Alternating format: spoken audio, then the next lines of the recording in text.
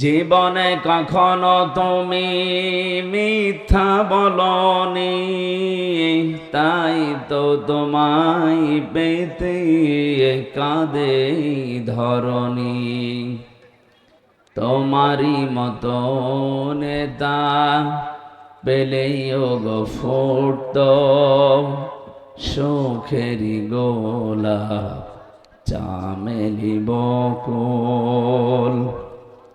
আল্লাহ রাব্বুল আলামিন জানিয়েছেন, ইয়ারফাউল্লাহুল্লাযীনা আমানু মিনকুম ওয়াল্লাযীনা উতুল ইলমা দারাজাত।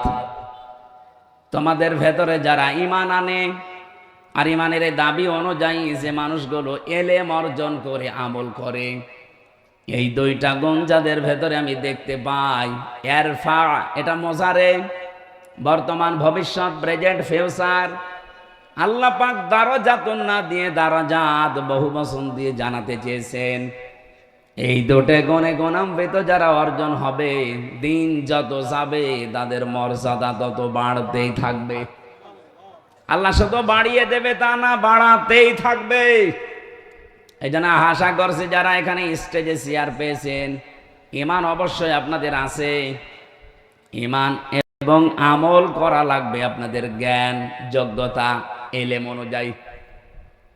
কারণ বহু মানুষ তাদের জ্ঞান অনুযায়ী, যোগ্যতা অনুযায়ী কাজ করে না। এই জন্যে তাদের মর্যাদা, সম্মান দুনিয়াতে আল্লাহ আরো নষ্ট করে দেয়। কথা বোঝেন আমার? আমি নাম নিলাম না। বহু মানুষের জ্ঞান আছে, যোগ্যতা আছে, কিন্তু সে অনুযায়ী সে চলে নাই। এই জন্য আল্লাহ পাক তাকে তার উপরে তুলতে তুলতে এত নিচে নামিয়ে দিয়েছে যে সেখান থেকে আর উঠে আসা সম্ভব না।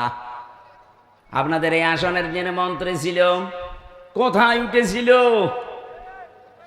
আল্লাহ এত নিচে নামিয়ে আছে। আমি সেদিন কোন দেশে যেন গিয়েছিলাম, সিঙ্গাপুর নাকি মালয়েশিয়া যেন, সেখানে যে দেখি নিচে বসলাম, হোটেলে দেখি চা খাচ্ছে। সালাম দিলাম, আসসালামু আলাইকুম। ওয়ালাইকুম আসসালাম বলবে তো না, বসো হুজুর আমরা আগেই পালিয়েছি। আর সালামের জবাব না দিয়ে বলে ওয়ালাইকুম আসসালাম বলবে না, বলছে আমরা আগেই পালিয়েছি। আপনি পালালেন কেন? এটা কোন জেলা যেন? রাজশাহী। এ পাশে নাটোর, ওখানে আর এক মন্ত্রী ছিল, খালি পলক মারে।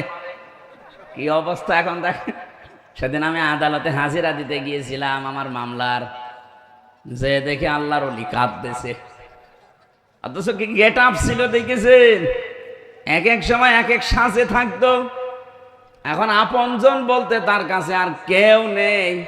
তার যে পরিচয় দেবে, সে পরিচয় দিলেও ভয় পায়। আপনজন যারা, স্ত্রী পুত্র সব তো বাইরের দেশে চলে গেছে,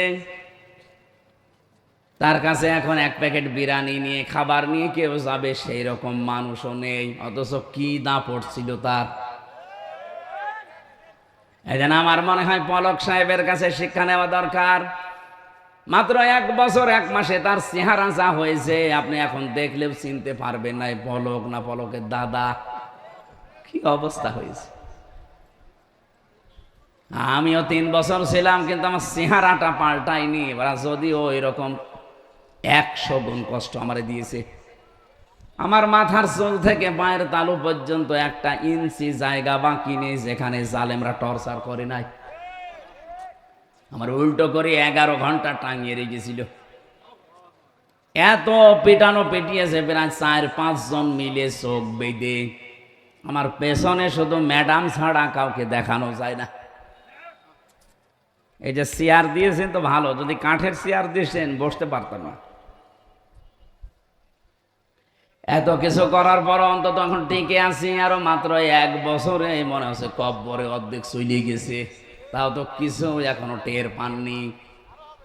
জালেম যারা এখনো পর্যন্ত, যে মানুষগুলোর বৃদ্ধি কমে না, তারা যেন মাঝে মাঝে পলকের দিকে একটু তাকায়। তাকানো লাগবে না, শুধু ওর ছবির দিকে তাকাবেন আর পলক মারবেন। এই জন্য জ্ঞান ছিল তার, ঈমানও ছিল কম বেশি, কিন্তু জ্ঞান অনুযায়ী কাজ না করার কারণে আল্লাহ তুলেছিল উপরে। এখন এত নিচে নামিয়েছে, সেখান থেকে উঠে আসা আর সম্ভব না। যা স্বপ্ন দেখতে পারেন, কিন্তু বাস্তবে রূপ নেওয়া অত সহজ না। এই জন্য যারা বসে আছেন আশা করছে ঈমান আছে এবং জ্ঞানও আছে, এই জ্ঞান অনুযায়ী দুনিয়াতে কাজ করার তৌফিক আল্লাহ তাদের দান করেন, বলেন আমিন।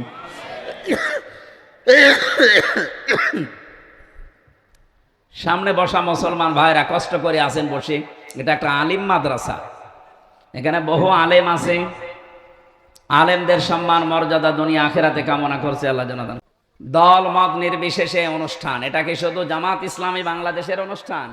না, এ কোরআন শরীফ শুধু জামাত ইসলামী বাংলাদেশের না। কিছু কিছু মানুষ এখন কথা তুলতেছে যে এনাদের নামে ইসলাম শব্দ থাকা জায়েজ নেই। কেন? তারা বলছে আমরা শুধু কোরআন মানি আর হাদিস মানি, এজমা কিয়াস ইজতিহাদ এগুলো আমরা মানি না। আপনি তো কোরআনও মানেন না, হাদিসও মানেন না, শুধু মানেন চাপাবাজি আর সাদাবাজি। বলেন আপনাদের জীবন যারা একথা বলে যে জামাত ইসলামী বাংলাদেশ, এখানে ইসলাম শব্দ থাকা যাবে না, শুধু জামাত বাংলাদেশ। আপনারা দলিল দিচ্ছেন যে আমরা কোরআন আর হাদিস মানি, বাকি কিছু মানি না। ওনারা যা করে কোরআন হাদিসে পড়ে না, আপনি যা করেন ওটা কোরআন হাদিসে পড়ে। আপনার চাঁদাবাজি আর সাদাবাজি কোরআনের কোন জায়গায় আছে আপনি দেখান তো। সেদিন একটা হাদিস পড়ছিলাম জেলা ইউনিটের বৈঠকে, বিশ্বনবী জানিয়েছেন আনাবি যাররিন রাদিয়াল্লাহু তাআলা আনহু قال قال النبي صلى الله عليه وسلم من ادعى ما ليس له فليس منا وليتبوأ مقعده من النار। মুসলিম শরীফের হাদিস, একটু খেয়াল করে শুনবেন। নবীজি বলেন যে জিনিস তোমার না, ওই জিনিস যদি তুমি নিজের দায়িত্বে নিয়ে নাও, তাহলে দুইটা শাস্তি ওই দিন থেকে তোমার শুরু হয়ে যাবে। আবার বলছি, যেই জিনিস তোমার না ওইটা যদি নিজের আয়ত্তে তুমি নিয়ে নাও, জোর করে হোক, জবরদস্তি করে হোক, দখল করে হোক, চাঁদাবাজি করে হোক, যেভাবেই নিজের দায়িত্বে যদি নিয়ে রাখো, ওই দিন থেকে তোমার শাস্তি হবে দুইটা। এক নম্বরে ফালাইসা মিন্না, আমি নবী বললাম তুমি আমার উম্মত আর নেই। একজন বলছে সুবহানাল্লাহ। নবীজি বলছে ফালাইসা মিন্না, তুমি আর উম্মত নেই। বলেন তো, ইহুদিরা নবীর উম্মত, খ্রিস্টানরা উম্মত, হিন্দুরা উম্মত, বৌদ্ধরা উম্মত, ওরা মারা গেলে জানাজা হয়? বলেন বলেন। তাহলে যেই মুসলমান দাবি করে নবীর উম্মত থেকে খারিজ হয়ে গেল, তাহলে ওর জানাজা পড়ে কবরে দিয়ে কি লাভ হবে? আপনি তো নবীর উম্মতই নেই। যদিও ভাষাটা একটু কড়া হয়ে যাচ্ছে, বাস্তবতা এটাই। যারা অন্যের সম্পদ আজ নিজের দখলে নিয়ে বহু আনন্দে আছেন, আপনার নামের আগে মোহাম্মদ থাকতে পারে, আল্লাহর কসম আপনি নবীর উম্মত নেই। এবার আপনি এই হাদিসের এই প্রথম অংশ অনুযায়ী বলেন, বাংলাদেশে এরকম মানুষ আছে না নেই? বলেন বলেন, নাম ধরবো। রাজশাহীতে বহু আল্লাহর নাম আমি জানি। দুই নম্বরটা আরো কঠিন, ওয়ালিয়াতাবাওয়া মাকআদাহু মিনান নার, সে যেন জাহান্নামে নিজের একটা স্থান বরাদ্দ করে নিল। আমি আমার কুষ্টিয়ারটা জানি, বহু মানুষ এখন আর নবীর উম্মত নেই। ইহুদি মরে গেলে যদি আমারে জানাজা পড়াতে না ডাকেন, নবীর উম্মত যে লোকটা আর নেই, ও মরে গেলে আমারে জানাজা পড়াতে ডাকেন কেন? ওর জন্য আমি না কাবার ইমামত যদি এসে জানাজা পড়াই, কবুল হবে? বলেন বলেন, কি বলবে সেই ইমাম সাহেব এসে? বিসমিল্লাহি ওয়া আলা মিল্লাতি রাসূলিল্লাহ, আল্লাহর নামে রাসূলের দলে তুলে দিয়ে গেলাম। অত আল্লাহর নামেও নেই, রাসূলের দলেও নেই। আশা করছি আপনার বিবেকে ধাক্কা লাগবে। এরপরেও যদি কারো বিবেক না খোলে, আমার মনে হয় তার বিবেকের ওপরে কুকুরে পেশাব করেছে। দেখেন স্যার বলছে ঠিক। দুই নাম্বারটা যেহেতু আরো কড়া, ওয়ালিয়াতাবাওয়া মাকআদাহু মিনান নার, সে যেন জাহান্নামে নিজের একটা স্থান বরাদ্দ করে নিল। আল্লাহ তুমি আমাদেরকে বাঁচাও। হ্যাঁ, এখানে একটা টিকা আছে, হাদিসের টিকাটাও বলছি, এদিকে তাকান। বহু মানুষ এই 1 বছরের ভেতরে ফতোয়া দিয়েছে যে বাংলাদেশ জামাত ইসলাম ওই হাদিসের ভেতরে আছে। কেন? কারণ তারা ইসলামী ব্যাংক দখল করে নিয়েছে। এত বড় ডাহা মিথ্যা কথা আপনি বলতে পারলেন? ব্যাংকে আপনার বাবার, যাদের ব্যাংক তারা ফেরত পেয়েছে, এদের মাথার ঘাম পায়ে ফেলা ব্যাংকটা এতদিন হাত ছাড়া হয়ে গিয়েছিল, এতদিন কেড়ে নিয়েছিল জালেমরা, এখন তারা ফেরত পেয়েছে। এটা চিন্তায় বলে না নিজের জিনিস নিজে ফেরত পাওয়া। আপনার কোনো জিনিস যদি হাত ছাড়া হয়ে যায়, ওইটা যদি আপনি ফেরত পান, তাহলে এই হাদিসের শাস্তির আওতা মুক্ত থাকবেন। সুতরাং আন্দাজে এই দোষ দেওয়া যাবে না যে এরাও ছিনতাইকারী। ডাকসুতে নির্বাচনে যারা ভোট দিয়েছে, কেন্দ্রীয় একজন নেতা, আমি নাম নিলাম না, উনি কালকে রাত 12টার সময় টকশে বলছিল যে আমি কেন্দ্রের দায়িত্বে আছি, অথচ আমার 2 জন ভাতিজা ঢাকা বিশ্ববিদ্যালয়ে, তারা আমার দলের লোককে ভোট না দিয়ে ভোট দিয়েছে শিবিরকে। জিজ্ঞাসা করলাম বাড়িতে এসে যে ভোট দিয়েছিস কাকে? বলছে চাচা শিবিরকে। কেন? ওরা পানি খেতে দেয়, পানির ফিল্টার দিয়েছে, এসি লাগিয়ে দেয়, আর আপনি যাদের কথা বলেন ওরা এসি খুলে দেয়, পানির ফিল্টার ফেলে দেয়। আপনি বাঁচাবেন কি করে? আপনার নিজের ভাতিজায় হাতছাড়া হয়ে যাচ্ছে। এদেশে এখন যে অবস্থা চলছে, জোর করে জবরদস্তি করে টিকে থাকা এই দেশের মানুষের কাছে আর সম্ভব না। এদেশের মানুষের মনের ভেতরে প্রবেশ করতে হলে এদের জন্য কাজ করা লাগবে। কথা বলেন না কেন? আর এই সক্ষমতা বাংলাদেশ জামাত ইসলামের ভেতরে আছে।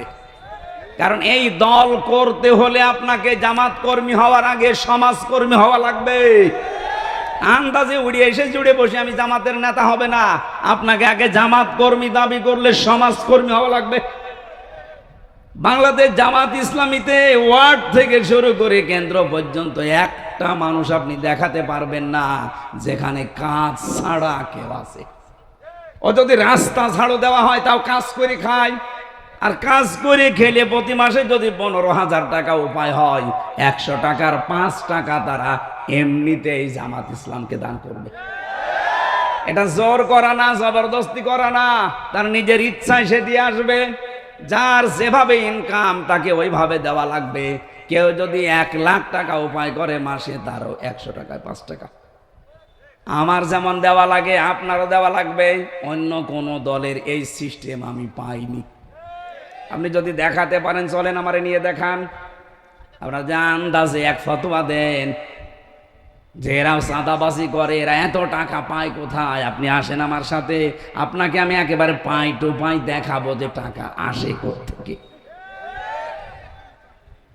এদের নামে 1 বছর 1 মাস পার হয়ে গেল, একটা চাঁদাবাজির মামলা নেই সারা বাংলাদেশে। আপনি কি করেন কি? এখনো পর্যন্ত মিথ্যা দোষ এদের উপরে চাপিয়ে দেন যে ছাত্রলীগ এদেরকে ভোট দিয়েছে। আপনার বিবেকে কি হয়েছে বলেন তো? ছাত্র দল যদি 5,000 ভোট পায়, ঢাকা বিশ্ববিদ্যালয়ে ছাত্র শিবির মনে করেন 5,000, এখনো যে 9,000 বেশি পেয়েছে, 9,000 কি ফেরেস্তা দিয়েছে? আপনারা বলছেন ছাত্রলীগ দিয়েছে, আপনার লজ্জা করে না কথা বলতে? তাদের নিষিদ্ধ করা হয়েছে, দেশ থেকে তারা পালিয়েছে। আপনি এত দিন ধরে রাজনীতি করে এরা 14,000 প্লাস পায়, আর আপনি 5,000। আপনার বরাবরও যদি হয় 9,000 ভোট বেশি পায় কি করে? তাহলে আপনার রাজনীতি করার দরকার কি? আপনি তো দেউলিয়া হয়ে গেছেন। এই গোপন কথা মানুষকে বলা লাগে? এসব কথা বললে মানুষ বুঝে ফেলবে না? এমনিতেই দলে দলে মানুষ আসতেছে। আজ বড় বড় ব্যবসায়ী যারা বাংলাদেশের সব আমিরে জামাতের কাছে যে ধর্ণা দিচ্ছে যে আপনারা আছেন, আমাদের চিন্তা নেই, কেন আপনাদের কাছে যায় না কেন? এখনো কিন্তু ভরাডুবি হওয়ার আগে চিন্তা করেন। ঢাকা বিশ্ববিদ্যালয়, জাহাঙ্গীরনগর বিশ্ববিদ্যালয়, যেখানে আজান দেওয়া পর্যন্ত নিষেধ ছিল, সলিমুল্লাহ হলে, মহসিন হলে আমি নিজে দেখেছি আজান দেওয়া এই 16 বছর নিষেধ ছিল। 16 বছর আজান হয়নি। ছাত্রলীগের ভাইরা বলতো আজান দিলে আমাদের ঘুমের ডিস্টার্ব হয় ফজরের সময়, এই জন্য আজান বন্ধ।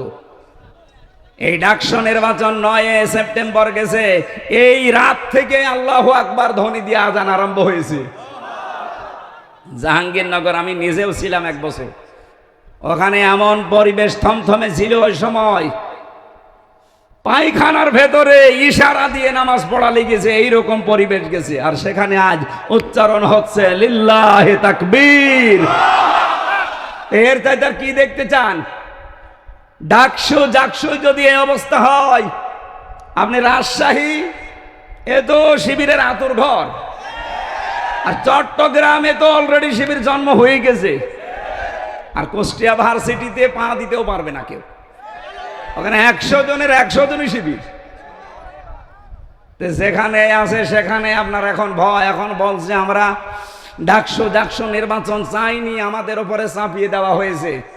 আমার মনে হয় কয়েকদিন পরে তারা এই কথাও বলবে যে জাতীয় নির্বাচন আমরা চাইনি, চাপিয়ে দেওয়া হয়েছে। আমরা চেয়েছিলাম ওই আপার মতো রাতের ভোট দিনে করে নিতে, এই দিনের ভোট রাতে করে নিতে। আশা করছি আপনাদের বিবেক খুলবে, এখনো থামেন, নয়তো যা আরম্ভ করেছেন শেষে মাথা গোজার ঠাঁইও পাবেন না। আর এবার বাংলাদেশে যে অবস্থা তৈরি হয়েছে, আমি খোলাখুলি বলছি ভাই, কোনো গোপন কথা না। এই দেশে এখন দল 2টা, হয় ইসলাম না ইসলামের হয় বিপক্ষে। এখন এক দল আছে এই দেশে শয়তানের দল, আর এক দল আল্লাহর দল, সে যে নামে আসুক। যারা আল্লাহর বিধান কায়েম করতে চায় তারা আল্লাহর দল, যারা শয়তানের বিধান কায়েম করতে চায়, মানুষের তৈরি করা আইন, সে যে নামে আসুক ও শয়তানের দল। এই কথা বলেন না কেন? সুতরাং এই দেশে আর আপনি মাঝখানে থাকতে পারবেন না, যে কোনো একদিকে যাওয়াই লাগবে, হয় থাকবেন না যাবেন। এদেশে এখন সামনে কিন্তু বদরের ময়দান অলরেডি আসতেছে।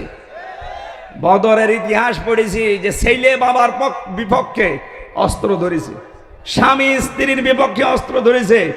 এবার বলেন তো সেই অবস্থা আসতেছে না? ভোট না, এটা ভোট যুদ্ধ। শুধু দোয়া দরুদ পড়ে আর তসবিহ পড়ে এবার হবে না, যুদ্ধ যেমন করা লাগে, ভোট ও যুদ্ধ, যুদ্ধের ময়দানের মতো আসা লাগবে। অনেকে বলছেন যে যারা ঝামেলা করতে আসবেন বোর মহারণা পরিশোধ করে আসেন, নাই তো বাড়ি আর ঘুরে যেতে পারবেন না। কি সিদ্ধান্ত নিয়ে ফেলেছে দেখেছেন? হয় মরবো নাই মারব। আশা করছি আমার যে ধারণা বাংলাদেশ সম্পর্কে, আমি যতটুকু দেখতে পাচ্ছি, এদেশে ইসলাম এবার সংসদে যাবে। আর একবার যদি যেতে পারে না, 5 বছর লাগবে না, মাত্র 2 বছর ইসলাম এমন কায়দা কৌশল চালাবে, কিয়ামতের আগে এদেশে কোনো মুনাফিক আর ইসলামের কাছ থেকে এদেশ কেড়ে নিতে পারবে। কিন্তু অনেক আলেম আমি দেখতে পাই, বহু আলেম এখনো পর্যন্ত অ্যাক্টিভ না। এরা বলে হুজুর দোয়া করেন, গোপনে আছে। গোপনে আছে মানে আপনি এইরকম অবস্থায় যদি বলেন যে আমি গোপনে আছি, আপনি ওপেন হবেন কবে? ইসলাম চলে আসলে আপনি ওপেন হবেন, তখন আপনার দরকার কি?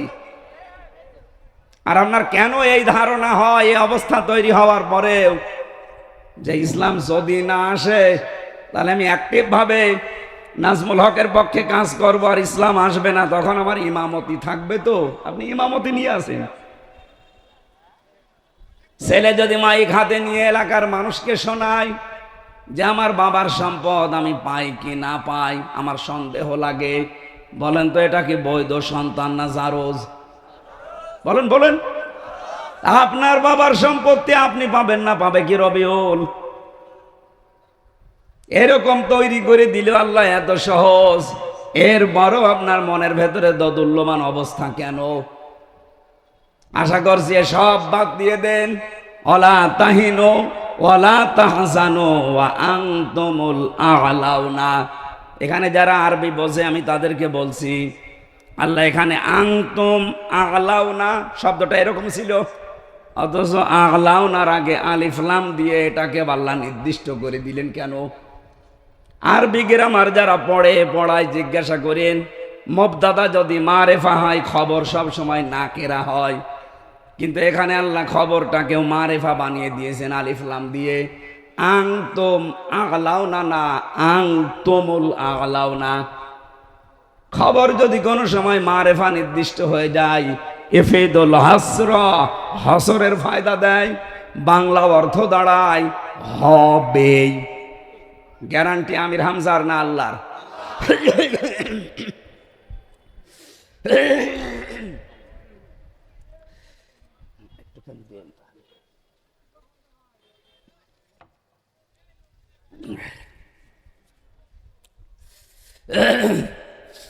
ওরা যে শাহীবাসী, আল্লাহ যদি গ্যারান্টি দেয় যে আপনার ভয় কিসের, আর মনের ভেতরে কেন হীনমন্যতায় ভোগেন? কোনো ভয় নেই, কোনো চিন্তা নেই, কোনো দুশ্চিন্তা নেই। আল্লাহ বলেন বিজয় হবেই যদি মমিন হতে পারো। কি হতে পারো? বলেন বলেন। আমার প্রশ্ন আমার রাজশাহীবাসীর কাছে, বিজয় দেওয়ার একচ্ছত্র মালিকানা কে? আরো জোরে বলেন। মমিন হওয়ার মালিক কে? এদিকে আসে। আল্লাহ মমিন হবে? আল্লাহ তো মমিন আছে। একেবারে সব হা বললে হবে? আমি আবার প্রশ্ন করছি, বিজয় দেওয়ার একচ্ছত্র মালিকানা ভারতের, আমেরিকার, কার? আর মমিন হওয়ার দায়িত্ব কার? আমাদের। তাহলে আমাদের মমিন হওয়া লাগবে নাকি? আশা করছি আমরা কাঙ্ক্ষিত মানের মমিন হতে হলে 50টা বিষয় আছে কোরআনের ভেতরে। 50 জায়গায় আল্লাহ মমিনের বিভিন্ন গুণাবলী দিয়েছেন। আপনারা ওইগুলো দেখে দেখে দেখে দেখে পড়ে নিজের ভেতরে অর্জন করেন। সামনে ইসলাম আসতেছে, আপনি একটু বুক বাঁধেন, বড় আশা নিয়ে বুক বাঁধেন। এবার দেখবেন যে কোরআন দিয়ে বাংলাদেশ চললে কেমন দেখা যায় ইনশাআল্লাহ। কোনো ভয় নেই। যত চাপাবাজি করুক, বিভিন্ন মানুষ দেখছে চাপাবাজি করছে। এই যে ফজু পাগলা, কি চাপাবাজ! চুয়াডাঙ্গার একজন আছে দুদুমিয়া, এ চাপা ছাড়া কি আছে? আশা করছি এই মানুষদের কথায় বিভ্রান্ত আমরা হব না। আমরা কোরআনের উপরে 100% বিশ্বাস রাখতে চাই ইনশাআল্লাহ। দরুদ পড়ছি, সালাম পড়ছি নবীর উপরে। তেলাওয়াতকৃত আয়াত আমার সূরা আরাফ 26 নম্বর আয়াত, একটা মাত্র আয়াত পড়েছি। লক্ষ লক্ষ হাদিস থেকে একটা হাদিসের অর্ধেক পড়েছি। এবার আসেন তো এই দুইটার সামনে নিয়ে কিছু কথা বলি। সূরা আরাফ এর বাংলা অর্থ হচ্ছে প্রাচীর। আরাফ নামক একটা প্রাচীর আল্লাহ বানিয়েছেন। অবাইনাহুমা হিজাব ওয়া আলাল আরাফি রিজালুন ইয়ারিফুনা কুল্লাম বিসীমাহুম ইলা আখিরি আয়াত। আরাফ নামক একটা প্রাচীর আল্লাহ জান্নাত আর জাহান্নামের মাঝে আল্লাহ বানিয়ে রেখেছেন। নবীজি বলেন আল্লাহ এখানে কিছু মানুষকে দাঁড় করিয়ে রাখবে, এদেরকে জান্নাতেও দেবে না, জাহান্নামেও দেবে না। এই এদিকে তাকান। সাহাবী প্রশ্ন করলেন, হে নবী, এদেরকে জান্নাতে দেবে না কেন? নবীজি বললেন এরা জান্নাত পাবে না শুধু একটা কারণে, এদের সবই ভালো ছিল, মা বাবার সাথে আচরণ ভালো ছিল না। এবার আসেন আমি মেয়েদেরকে 2 মিনিট বলবো। সম্মানিতা মা বোনেরা, আমি খুব ভালোবাসি আপনাদেরকে, কারণ নবীজি বলেন আমার কাছে 3টা জিনিস প্রিয়, একটা সুগন্ধি, একটা নামাজ, আর একটা মেয়ে মানুষ, সেটা আমার নিজের স্ত্রী। এই জন্য মা বোনদেরকে আমিও ভালোবাসি নবীর হাদিস অনুযায়ী। আরাফ সূরার তাফসীর পড়তে গিয়ে আমি দেখলাম আপনারা অধিকাংশ জাহান্নামে দৌড়াচ্ছেন। নিজে শুধু না, 4 জন পুরুষ মানুষকে সাথে নিয়ে যাচ্ছেন, হয় বাবাকে, নাই বড় ভাইকে, নাই স্বামীকে, নাই বড় ছেলেকে। এই যে আজ সন্তানগুলো আমরা আজ মা বাবার সাথে খারাপ ব্যবহার করার কারণে আমরা আজ আরাফ নামক জায়গায় দাঁড়িয়ে আছি, জান্নাতে যেতে পারছি না। এটা শুধু আমার একা দোষ না, এই দোষে দোষী আমার বউ। এই কথা বলেন না কেন? 100টার 98টা পরিবারে বউর কারণে স্বামী তার মা বাবার হক আদায় করতে পারে না। এরকম বউর আশাই নেই? বলেন বলেন। সম্মানিতা মা বোনেরা, শুধু মনে করে অনেকে যে নামাজ পড়ি, রোজা রাখি, কালো বোরকা পরি, আমি জান্নাত পাবো না। মানে কে বলেছে আপনাকে? আপনার স্বামী যেটা পছন্দ করে ওটা যদি জায়েজ হয়, মাস্ট বি আপনাকে ওটা পছন্দ করা লাগবে। আপনার স্বামী পছন্দ করছে আপনার মা বাবা, তার মা বাবা তার সাথে থাকবে, খেয়ে থাক না খেয়ে থাক তার সাথে থাকবে, কিন্তু আপনি এটা চান না। পারিবারিক জীবনে যে সমস্যাগুলো আমরা প্রতিনিয়ত ফেস করছি, যার জন্য হাজারো সংসার ভেঙে যাচ্ছে, হাজারো মানুষ সন্তানগুলো আমরা জাহান্নামী হয়ে যাচ্ছি, জান্নাতে যেতে পারছি না, এগুলো নিয়ে একটা বই লিখিত আছে আমার। দাম্পত্য জীবনের স্বামী স্ত্রীর যে ঝগড়াঝাটি, কলহ, মারামারি, গন্ডগোল, এবং এটা সমস্যার এই সমাধান কি কি করা লাগে। আমি কোরআন হাদিস থেকে প্রায় 128 পৃষ্ঠা পর্যন্ত লিখেছিলাম বিভিন্ন রেফারেন্স দিয়ে। আমার গাড়িতে পাওয়া যায়, আপনারা মেয়েদের জন্য নিয়ে যাবেন ওই বইটা বিস্তারিত, এই ওয়াজগুলো ওখানে লেখা আছে বাংলায়। আশা করছি ওটা নিয়ে পড়াবেন, ওদের মনটা আল্লাহ যেন ফাতেমাতুজ জোহরার মতো, হযরত রুকিয়ার মতো উদার করে দেন, বলেন আমিন।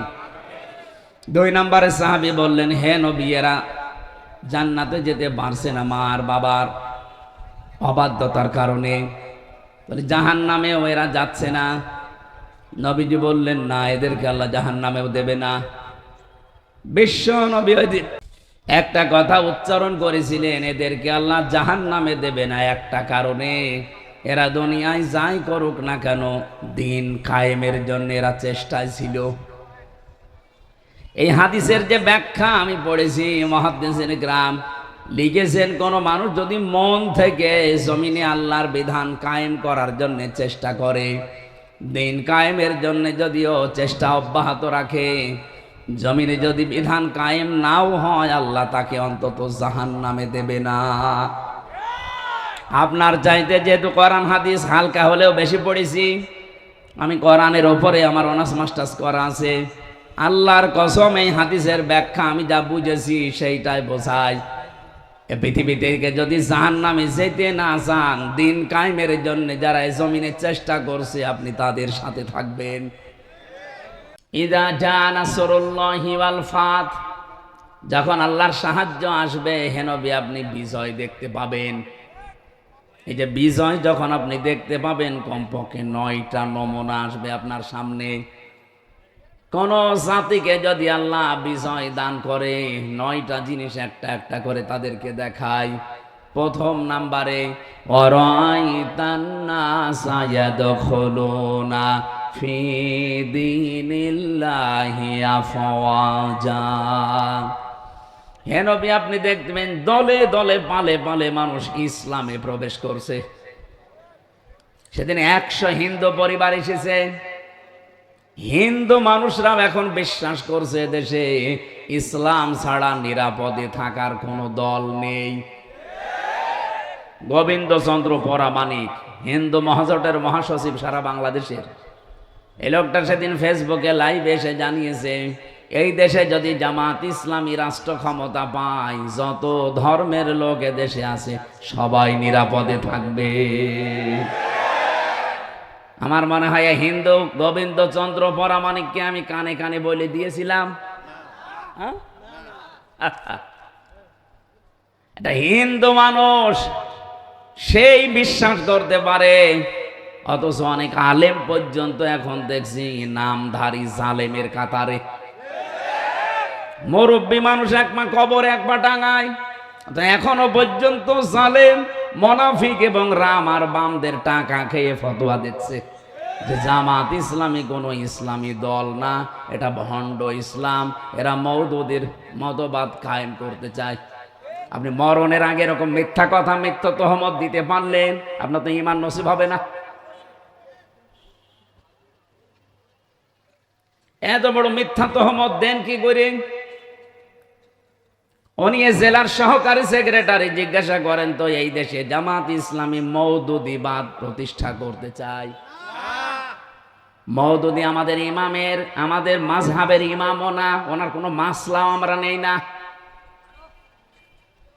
ওনার একটা বিষয় শুধু আমরা নিয়েছি যে গণতান্ত্রিক পদ্ধতিতে ইসলাম কায়েম করা। হ্যাঁ, আপনার কাছে যদি এটা ভালো না লাগে, আপনি অন্য কোনো পদ্ধতি দিতে পারেন, দেন। আমরা তাকে মাযহাবের ইমাম মানি না, কোনো মাসলার ইমামও তারে মানি না। আর আন্দাজে এই তহমতটা আপনি এই 54 বছর লাগিয়ে দিয়েছেন। এই মিথ্যা কথা বলার জন্য আমার মনে হয় তার তওবা করা উচিত, না করলেও লোক বেঈমান হয়ে মরবে। কারণ তার জন্য লক্ষ লক্ষ মানুষ বিভ্রান্ত হচ্ছে। একটা মানুষ যদি একজনকে মেরে ফেলে, তাকে মেরে ফেলেন, তার গোনা শেষ। একজন মানুষ যদি 1000 মানুষ হত্যা করার কাণ্ডারি হয়, যেমন হাসিনা, ও তো একজন মারে নাই, ও মানুষ একজন, কিন্তু মানুষ হত্যা করার তালিকায় ওর নাম লক্ষ লক্ষ। এখন হাসিনাকে যদি আপনি একবার মেরে ফেলেন, ওর গোনা মাফ হবে না, ওরে কমপক্ষে 2732 বার মারা লাগবে, তাও শুধু 24 সালের জন্য, আর বাকি সালগুলো বাদ দিলাম। একজন মানুষকে আপনি এতবার মারতে পারবেন? ওর এত জীবন আছে, আর ওর যা জীবন, ও তো জীবনই না, ও তো বোনাস হায়াতে আছে। কি কথা বলেন না? ও কি বেশি থাকার কথা? এখন তো মরে যাওয়া দরকার, কারণ এখন আমাদের হায়াত নিয়ে বেশি আছে, যদিও আমাদের দেশে নেই। যেখানে আছে ওই দেশের মানুষের হায়াত এত না গড়, ও যতদিন বেঁচে আছে অন্তত ওনার মরে যাওয়া উচিত। কারণ এই পৃথিবীতে আমি দেখলাম গোপালী, নেপালি আর মোদিজি সব পালানোর ধান্দায় আছে। তা আমি যেটা বোঝাতে চাই, একজন মানুষ যদি একজন মানুষকে বিভ্রান্ত করে, তার একটা গোনা হয়েছে, আর ওই একটা লোকের কথার দ্বারা, কাজের দ্বারা যদি লক্ষ লক্ষ মানুষ বিভ্রান্ত হয়, ওকে আপনি একবার শাস্তি দিলে ওর গোনা মাফ হবে না। এই জন্য ইসলামের নাম নিয়ে হোক আর অন্য কোনো নাম নিয়ে হোক, এদেশে যেহেতু এখন সব ইসলাম এক জায়গায়, যাদের ভেতরে এতদিন ছোটখাটো বিষয় নিয়ে মত পার্থক্য ছিল, এখন সব বাদ দিয়েছে। তারা বলছে এবার ইসলামের বাক্স যাবে একটা। এই জন্যই তো জালেম আর মুনাফিকদের মাথা খারাপ হয়ে গেছে। তারা এতদিন যারা আমারে বলতে হুজুর দোয়া করেন, এখন দোয়া না, বদ দোয়ার জন্য ডাকে না। তারা বুঝে ফেলেছে যে 8 দল না, এদেশে আরো যারা ইসলাম চায়, তারা যদি সব এক হয়ে যায়, এখন যাদের ডাকে সাড়া দিয়ে হচ্ছে, তাদের বিরুদ্ধে টার্গেট লাগাও। এই কারণে জামাত ইসলামী ভণ্ড, এরা মওদুদিবাদ, এই কথাগুলো এই 54 বছর পরে আবার নতুন করে আরম্ভ করেছে অনেক আলেম নামে জালেম। আমি জালেমই বলবো, কারণ মিথ্যা কথা বলেন কেন আপনি?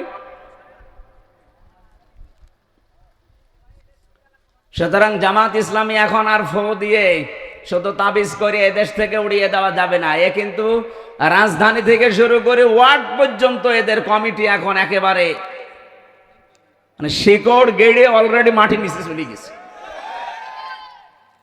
এই জন্য এই সমস্ত ধান্দায় যারা আছেন, এই ধান্দাবাজি বাদ দেন।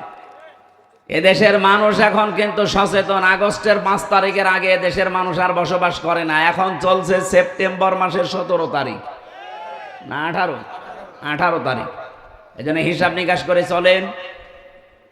আশা করছি আপনাদের বিবেক খুলবে। এরপরও যদি কেউ দাদা বাবুদের কথায় নাচেন, যা হয়েছে আপার, আপনাদেরও তাই হবে।